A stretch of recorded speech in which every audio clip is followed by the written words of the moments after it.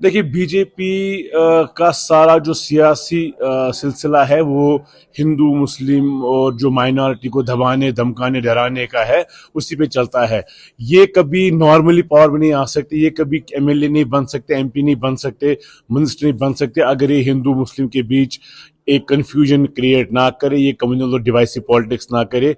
BJP की मजबूरी है पावर में रहने के लिए, लेकिन कॉस्ट ये जो दे रहे हैं, जिस कॉस्ट पे ये ले रहे हैं, ये पावर अपनी कुर्सियां ले रहे हैं, वो बहुत हेवी कॉस्ट है।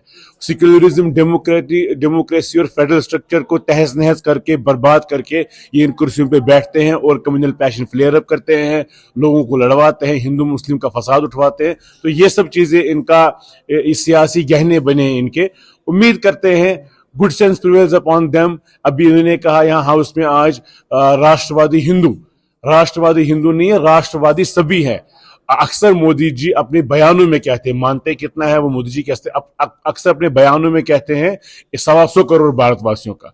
अगर वो 125 करोड़ भारतवासी हो गए तो हमारे जम्मू कश्मीर में हिंदू राष्ट्रवादी कहां से हो गए? राष्ट्रवादी सभी है, जिसने इलेक्शन लड़ा, जिसने वोट डाला, जिसने डेमोक्रेसी को माना, वो सारे राष्ट्रवादी है।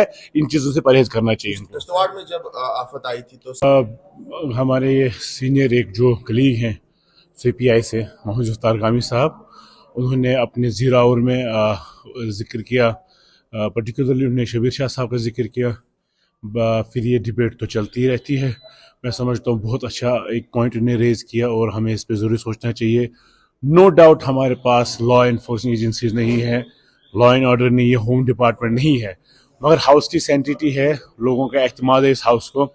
उस चीज़ को नज़र में रखते हुए मुझे लगता है कि सेंस ऑफ हाउस जिसको हम बोलते हैं, किसी बंदे ने इससे इनकार नहीं किया कि जो बेसिक राइट्स हैं, जो ह्यूमन राइट्स है, जो एंश्राइंड इन कॉन्स्टिट्यूशन है, जो हमें हुकूक बेसिक मिलते हैं, चाहे प्रिजनर्स हो, चाहे वो वॉर प्रिजनर्स हो, चाहे वो फिर पॉलिटिकल प्रिजनर्स हो, उनकी राइट्स की बात की गई। मुझे लगता है जितने भी लीडर, सीनियर लीडर्स रहे हैं पीछे, जो अपनी ये कर रहे थे, सियासत कर रहे थे, उनकी फैमिलीज के जो कंसर्न्स उनको एड्रेस किया जाना चाहिए।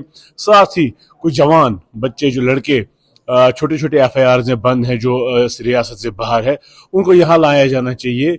कॉन्फिडेंस बिल्डिंग मेजर के साथ साथ ये राहत मिलती है। हमारा अवलीन फर्ज बनता है कि हम ये इश्यूज रेज करें।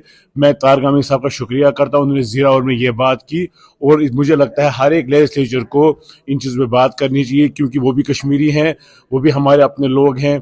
हम यहाँ बिजली की एमनेस्टी की बात करते हैं, हम यहाँ बाकी चीज़ों की बात करते हैं। अगर कोई छोटा लड़का जेल में है, अगर वो बच सकता है, उसको एमनेस्टी मिल सकती है, तो मुझे लगता है सही मौका है। उस पर उमर साहब ने जवाब दिया हुआ है, या रुहुल्लाह साहब बात कर रहे हैं, मैं उसमें नहीं जाना चाहूँगा।